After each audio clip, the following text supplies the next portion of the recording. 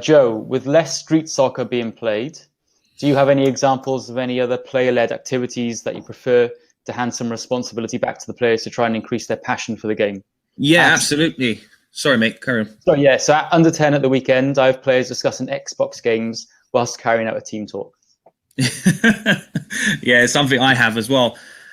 Ultimately, that's the modern day. How can you use that to your advantage? Can you maybe give positions that replicate Xbox buttons? Maybe or can you get your own players to design a session? We actually have one. I think bi-monthly we're trying to do it now, where we try and have a street soccer week. It's kind of it sounds cliche, because everyone's jumping onto the street soccer format now, I think, but it's something that's very close to my heart, obviously. But I think absolutely, allowing players to design practices, so you're getting a kind of multiple outcomes out of there. You're getting some social interaction, you're getting some leadership, and also you're getting some creativity. One of the things I put down today in terms of how do you develop creativity in coaches and players is, if you're coming up, research suggests this, if you're coming up with your own ideas because someone's going to carry out that session. So for example, if I know that Saul's going to use a session that I'm planning, I'm likely, research suggests, that I'm going to be more creative because I want it to have an impact on him where he likes it. So I want to be more innovative, and I want him to like that session. It's similar to players. It's absolutely no different to players. So one of the things we also do as well is we try and bring it back to the street as much as we can. So no pinnies or no bibs, if you like. Sorry. So we'll have games where there's 4 teams, 2 balls and 4 goals, no pinnies. So then you're getting your scanning and your 360, and players using their eyes.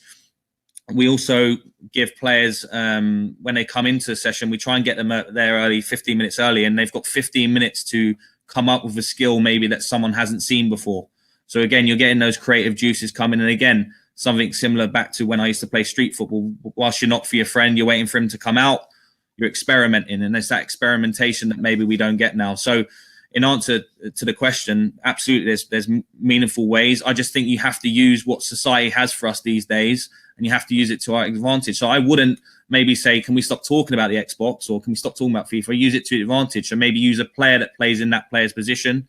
What would he do on the Xbox? Or, using phrases that you use on FIFA. So it's just finding creative ways to keep them engaged, because it isn't easy. And it's something I come up against often, and it happens at elite levels. It's not just at rec level or just junior premier competitive level. It's, elite levels this happens. They're young people who are influenced by the society, and it's one of the challenges we face, Saul, do you have anything to add to that? Yeah, I've had definitely the same sort of experience with the Xbox and stuff. And like Joe said, you just got to embrace it.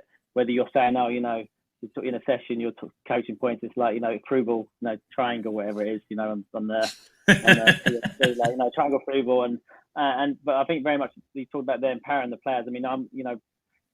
Talk about this, but to giving the players freedom just to control their own games is really important, and having free play as well, huge part of my philosophy. Just letting them get on with it, letting them manage their own games. Every bit, at least half an hour of every session is a free play game, and they can decide the format what they want to play. But and just let them get on with it, and just let that player-led learning take effect, and have those, like you say, those playground type outcomes. I think they're really important, a real key part of developing those individuals.